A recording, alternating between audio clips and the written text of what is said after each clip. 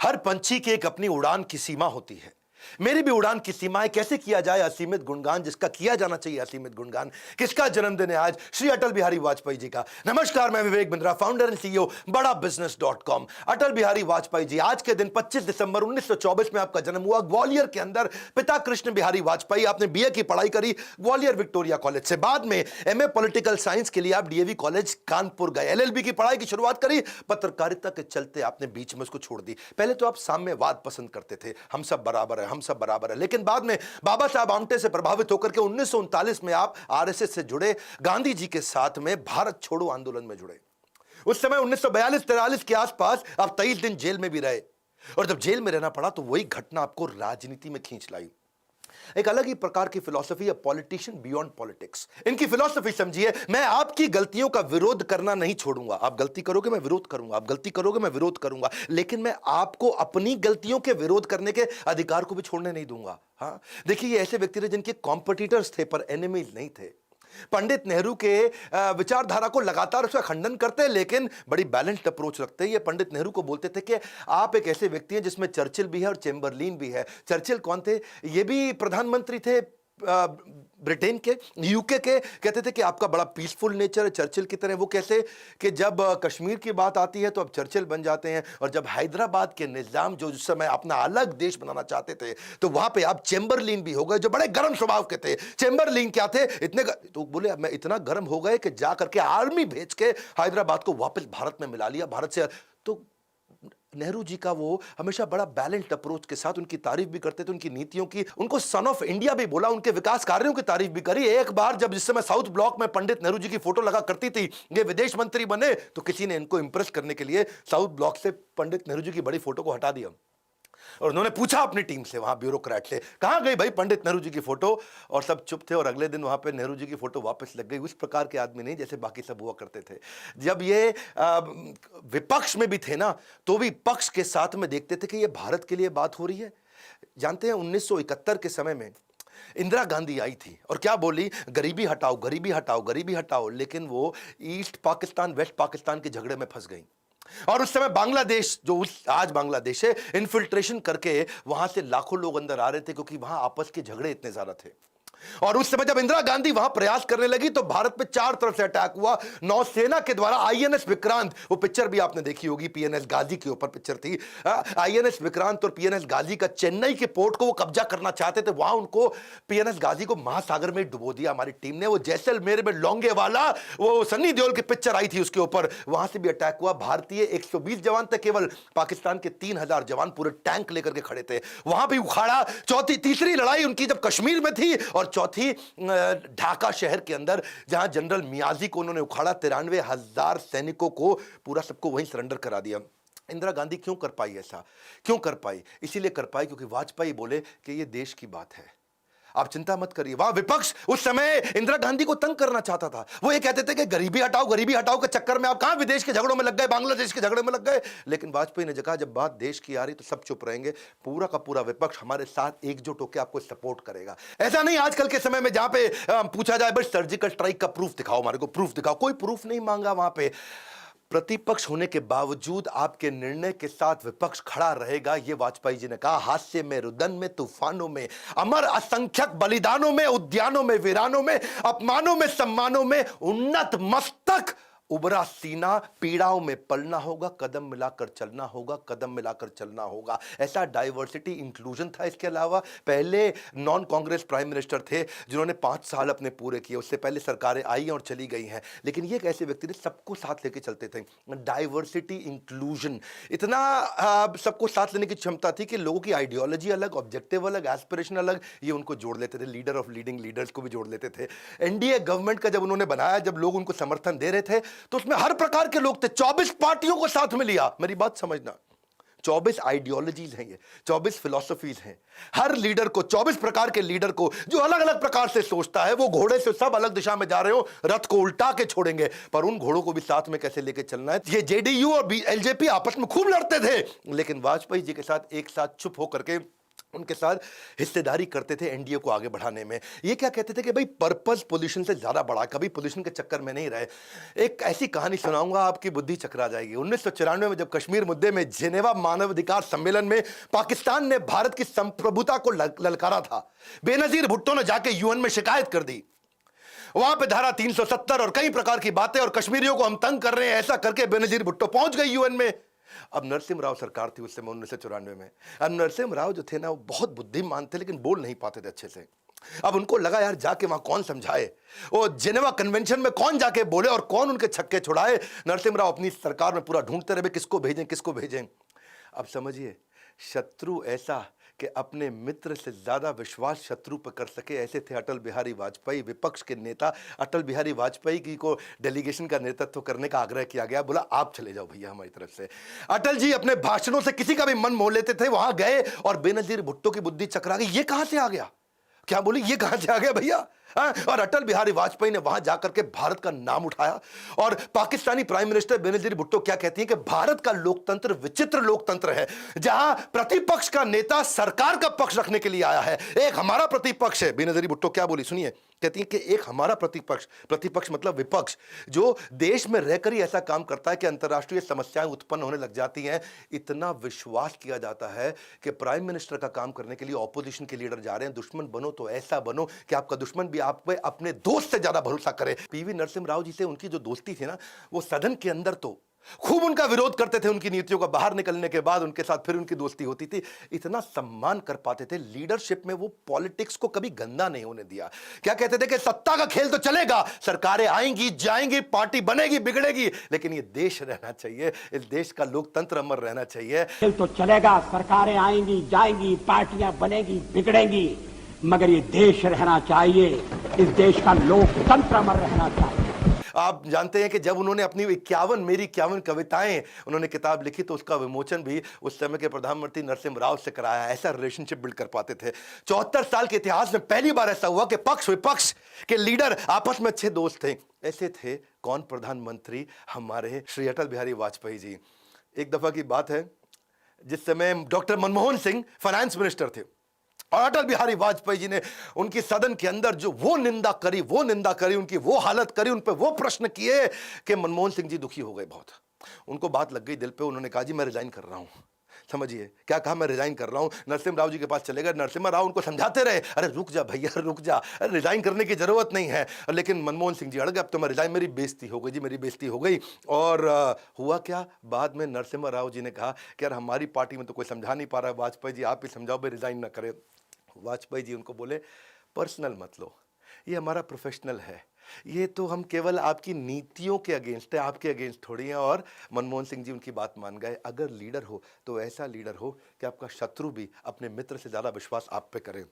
1998 में जब कांग्रेस की सरकार 270 वोट पे थी, बीजेपी था ये 269 पे था, इनकी सरकार गिर गई। पार्टी तोड़कर सत्ता हासिल करने का उनके ऊपर जो है आरोप लगा, और बोले कि क्या आप ये एक वोट को किस तरह से लेंगे। जब इस प्रकार के कुछ आरोप लगने लगे तो उन्होंने शरद पवार की कहानी सुनाई कि शरद पवार कांग्रेस से अलग होकर के उन्होंने अपनी एनसीपी बनाई, पार्टी तोड़ के एनसीपी बनाई और महाराष्ट्र के सीएम बने। वो क्या बोले, पार्टी नहीं तोड़ेंगे हम, पार्टी को तोड़ के अगर सत्ता मिले तो मैं ऐसी सत्ता को हाथ लगाना तो दूर चिमटे से भी छूना पसंद नहीं करूंगा। शरद पवार ने अपनी पार्टी तोड़कर हमारे साथ सरकार बनाई थी, मैंने तो ऐसा कुछ नहीं किया। पार्टी तोड़कर सत्ता के लिए नया गठबंधन करके अगर सत्ता हाथ में आती है तो मैं ऐसी सत्ता को चिमटे से भी छूना पसंद नहीं करता।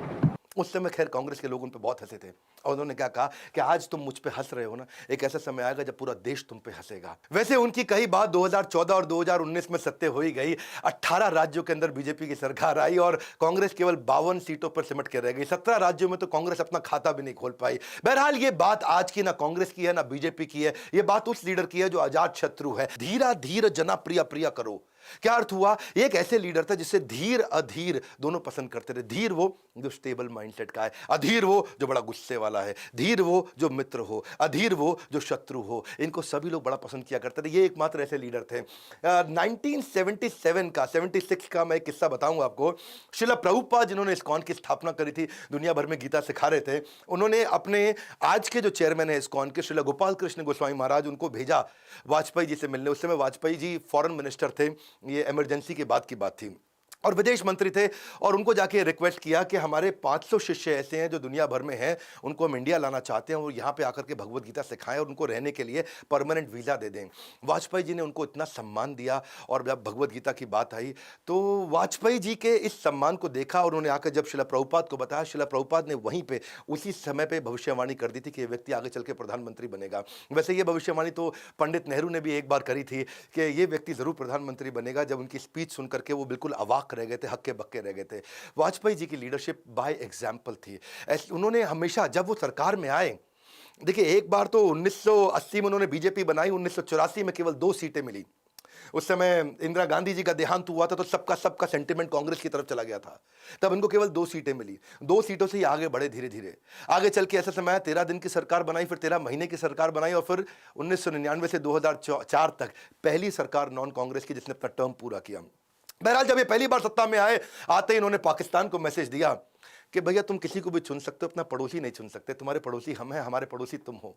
कठिन समय में पड़ोसी पड़ोसी के काम आता है, क्यों नहीं हम और आप एक हो जाएं और दोस्ती करें। 1999 में जो लाहौर में जो समझौता हुआ, उसके बाद उन्होंने सदाए सरहद नाम की एक बस सर्विस भी चालू करी दिल्ली से लाहौर तक।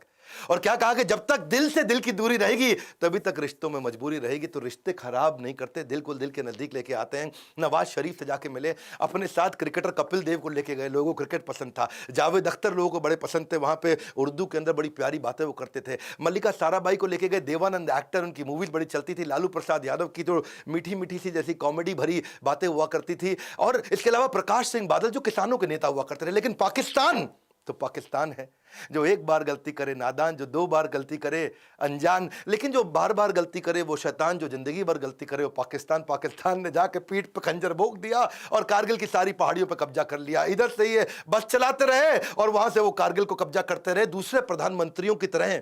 याद रखना, वाजपेयी थे भाई, ये दूसरे प्रधानमंत्रियों की तरह निंदा कर रहे हैं। मुंबई पर अटैक हुआ, कसाव आ गए, हम बड़ी निंदा करते हैं, कड़ी निंदा करते हैं। बोले निंदा फिंदा कुछ नहीं, जिंदा नहीं छोड़ूंगा। और पूरा कारगिल जीत के आए, सबको उखाड़ दिया। और इतना ही नहीं, मुंबई अटैक को तो छोड़ो, वहां तो केवल निंदा करते रहे, यहां पे इन्होंने, अमेरिका भी चिल्लाता रह गया, कोई बंदा नहीं लेकर के आएगा किसी प्रकार का परमाणु परीक्षण। और ये क्या किया इन्होंने, जाके अंडरग्राउंड चुपचाप, ऊपर से सर्वेलेंस चल रहा है, ऊपर से इनके सैटेलाइट घूम रहे हैं, सैटेलाइट में आधे घंटे का टाइम मिल रहा है, 1 घंटे का टाइम मिल रहा है, अंडरग्राउंड जाके पोखरन में पूरी तैयारी करी। भारत का सीना गर्व से ऊंचा किया, मालूम था सबको कि पाकिस्तान तैयारी कर रहा है। तो वाजपेयी जी बोले अब नहीं रुकेंगे, कुछ भी बोलता रहे यूएस खड़े होकर के तुम्हारे पे हम ऐसा कर देंगे। नहीं सुनी किसी की। 98 में पोखरन के अंदर ही सफल परमाणु परीक्षण किया, पूरे देश को खड़ा किया। उसके बाद जब लोगों ने बोला अब क्या करोगे, बोला बड़ा सिंपल सिद्धांत है, नो फर्स्ट यूज। क्या है? नो फर्स्ट यूज, पहले हम यूज नहीं करेंगे। पहल मैं करूंगा नहीं, दूल मैं छोड़ूंगा नहीं। वन मोर टाइम, पहल मैं करूंगा नहीं, दूल मैं छोड़ूंगा नहीं। डरता मैं किसी से नहीं, क्या हार में, क्या जीत में, किंचित नहीं भयभीत में। 2004 में इन्होंने सोचा कि भाई इतने दिन से क्रिकेट बंद कर रखा है, हो गया कारगिल, बात पुरानी हो गई, वापस क्रिकेट के द्वारा रिलेशनशिप बनाते हैं। सौरव गांगुली को बुलाया और क्या बोले, पकड़ो बल्ला, मैच भी जीतिए और दिल भी जीतिए। ये रिश्ते बनाना जानते थे, लोगों को साथ लेके चलना चाहते थे। Politician beyond politics. एक और उदाहरण देता हूं, रामलीला के मैदान में ये कहानी बड़ी सुंदर, 1977 की बात थी। इमरजेंसी के अगेंस्ट उन दिनों उनकी पार्टी थी जनसंघ, तब बीजेपी नहीं थी। जनसंघ पार्टी को लीड करके रामलीला मैदान में चाहते थे हजारों लाखों लोगों को इमरजेंसी की नीतियों के खिलाफ जाके बात करें। इंदिरा सरकार में संजय गांधी जी ने एक दिलचस्प चाल चली। उन्होंने क्या किया कि भैया 1973 में बॉबी मूवी आई थी, एक सुपरहिट मूवी थी, है जी, हम तुम एक कमरे में बंद हो और चाबी खो जाए। लड़के लड़कियां बड़े एक्साइटमेंट से देखते थे, कमरे में हम और तुम बंद और चाबी खो जाए, बड़ा मजा आ जाए। और उस समय बॉबी जो है अपना बिकनी में आई थी उस समय, और बड़ी एक्साइटमेंट थी। संजय गांधी ने बोला आज संडे नहीं है, शायद उस दिन थर्सडे था, बोला आज थर्सडे के दिन इनके कोई पहुंचे नहीं रैली के अंदर, आज मूवी चला देते हैं। शाम को 5 बजे उन्होंने मूवी दूरदर्शन पर चालू कर दी। और लेकिन हुआ क्या, डिम्पल कपाड़िया की बिकनी भी लोगों को रोक नहीं पाई। लोग चाबी खो जाए ये बात नहीं रोक पाई, हम कमरे में बंद हो जाए ये बात नहीं रोक पाई। लोग कमरे में बंद नहीं हुए, रामलीला मैदान हजारों लाखों लोगों से भर गया। अटल जी एक ऐसे नेता थे जिनको लोग पसंद करते थे। सर्दी थी, बारिश थी, लेकिन उस दिन भी रात 10 बजे तक लोग रुके, अटल जी की सारी वो स्पीच को ध्यान से सुना। ये तो ऐसे व्यक्ति थे जो प्रेम करते थे सबसे सारे धर्मों से। ऐसा व्यक्ति नहीं जो उन पे उंगली उठा दे। समोहम सर्वभूतेषु, समोहम मैं समान हूं सर्वभूतेषु, सभी धर्मों के लिए। भारत में ऐसे भी कई नेता हैं जो क्या कहते हैं, हम 25 करोड़ हैं, तुम 100 करोड़ हो, 15 मिनट पुलिस हटा दो, देख लेंगे किसमें कितना दम है। दूसरे एक और नेता महाराष्ट्र से, वो क्या कहते थे कि उस घटना में मेरा हाथ नहीं बल्कि मेरा पैर था। पर अटल जी एक ऐसे व्यक्ति थे जो पार्टी से उठ के बात करते थे। जब बाबरी मस्जिद डिमोलिशन हुआ तो उन्होंने बोला गलत है तो गलत है। उनकी अपनी सरकार थी, बीजेपी की अपनी सरकार थी उस समय, कल्याण सिंह की, उसकी भी निंदा करी उन्होंने। प्रधानमंत्री मोदी को उस समय जाके 2002 में राजधर्म का पाठ पढ़ाया कि राजा के लिए प्रजा प्रजा में भेद नहीं होना चाहिए, राजा को अपना राजधर्म निभाना चाहिए। अपने लोगों में गलती हो तो उसको भी ठीक करेंगे। चीफ मिनिस्टर के लिए मेरा एक ही संदेश है कि वो राजधर्म का पालन करें। राजा के लिए, शासक के लिए प्रजा प्रजा में भेद नहीं हो सकता। कितनी सुंदर बात है ना, एक राजा को अपना राजधर्म निभाना चाहिए। ये राजधर्म निभाते थे, राजनीति कभी गंदी नहीं करी इन्होंने। वोट मांगते हुए सामने वाले की नीतियों पे कठोर प्रहार तो करते थे, पर पब्लिक में आके बोले मैं ऐसा आदमी नहीं हूं जो कांग्रेस की 50 वर्ष की उपलब्धियों पे पानी फेर दूं। ऐसा करना देश के पुरुषार्थ पे पानी फेरने जैसा है। ये सामने वाले के अच्छे काम को रिकॉग्नाइज करना जानते थे, उसकी कमियों को भी उजागर करना जानते थे। कहते थे कि अगर मैं ऐसा बोल दूं कि 50 साल कुछ नहीं हुआ तो देश के किसान के साथ अन्याय होगा, मजदूर के साथ ज्यादती होगी और आम आदमी भी उसके साथ ये अच्छा व्यवहार नहीं माना जाएगा। खुद जीवन भर ब्रह्मचारी रहे, अपना जीवन देश की सेवा में समर्पित करना चाहते थे और कहते थे शादी इस राह में सबसे बड़ी बाधा है, इसलिए जीवन भर ब्रह्मचारी रहे। शादी की बात चलने पर अटल जी को जब एक दिन बोला गया तो 3 दिन कमरे के अंदर जाकर अपने आप को उन्होंने बंद कर लिया। बहरहाल भारत रत्न दिया गया 25 दिसंबर 2014 को। अटल जी उस समय शरीर से बहुत कमजोर हो चुके थे। 27 मार्च को उनके घर जाकर के उस समय के राष्ट्रपति श्री प्रणब मुखर्जी ने आवास में उनके पहुंच के उनको भारत रत्न दिया। 16 अगस्त 2018 को वो इस देश को, इस पृथ्वी को अलविदा कहकर चले गए। मैं जी भर जिया, मैं मन से मरूं, लौट कर आऊंगा, कूच से क्यों डरूं। कूच मतलब अब जाने का समय आ गया है। प्रतिवर्ष इनका जन्म देश में गुड गवर्नेंस डे के नाम से मनाया जाता है, सुशासन दिवस के नाम से मनाया जाता है। अटल बिहारी वाजपेयी जिन्होंने सबको राजधर्म सिखाया। हमारी क्या जिम्मेदारी है, हम बड़ा बिजनेस में लोगों को बिजनेस धर्म सिखाते हैं। उन्होंने सर्व शिक्षा अभियान, शिक्षा पे बहुत जोर दिया। खुद भी शिक्षा उन्होंने उस समय काफी देर तक पढ़ाई करते रहे जिस समय लोग पढ़ाई नहीं किया करते थे। आज एजुकेशन बहुत इंपॉर्टेंट है और हमने भी अपना सहयोग कैसे किया, सबसे अफोर्डेबल कर दिया। 750 रुपए महीना, 1500 रुपए महीना। अगर आप पहली बार आए हैं हमारे चैनल पे, बोर्ड लाइन नंबर पे फोन करिए। इस समय न्यू ईयर के दौरान हमने कुछ नई स्कीम्स निकाली हैं। न्यू ईयर के दौरान वाजपेयी जी के जन्म से लेकर 31 दिसंबर तक हम काफी कोर्सेज फ्री दे रहे हैं। फटाफट फोन करके जरूर पता लगाइएगा। एक रिक्वेस्ट करूंगा, कमेंट बॉक्स में बताइए, मैं वापस खड़ा हुआ हूं सम्मान में श्री वाजपेयी जी के। क्या मैं खड़े होकर आपको और वीडियोस बना करके दूं? वाजपेयी जी के साथ ही आगे बढ़े थे राष्ट्रपति अब्दुल कलाम भी, जिनको काफी उन्होंने एनकरेज किया। डीआरडीओ ने जब वो सफल परीक्षण किया। क्या चाहते हैं आप, नीचे कमेंट बॉक्स में बताइए कि हम अब्दुल कलाम जी पे भी वीडियो बनाएं। और अगर आप नए आए जरूर सब्सक्राइब करिए, वीडियो को शेयर करिए। मैं चाहता हूं ये मैसेज श्री अटल बिहारी वाजपेयी जी का, उनके लीडरशिप लेसन पूरे देश में पहुंचे। खास तौर से सर्व शिक्षा अभियान। हमारे साथ जुड़े रहने के लिए, इस वीडियो को शेयर करने के लिए, बोर्ड लाइन नंबर पे हमसे कनेक्ट करने के लिए आप सबका हृदय की गहराइयों से प्रेम पूर्वक बहुत बहुत धन्यवाद।